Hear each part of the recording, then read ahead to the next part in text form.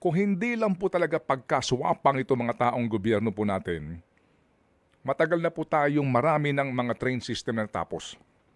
Pagkaswapang kasi nila sa pera. Bakit?